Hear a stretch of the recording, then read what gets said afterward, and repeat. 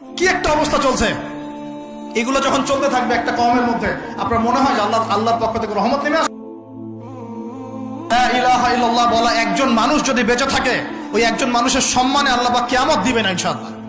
সে একজন মানুষকে এভাবে নির্মমভাবে পিটিয়ে মেরে ফেলো তোমরা। এখন মানুষকে পেটানো শুরু করেছো। নবী সাল্লাল্লাহু আলাইহি ওয়াসাল্লাম শেষ জামানার হাদিস সম্পর্কে বলেছিলেন যে আমি এক শ্রেণীর মানুষকে দেখি নাই যারা আসবে মানুষকে নির্মমভাবে মারবে।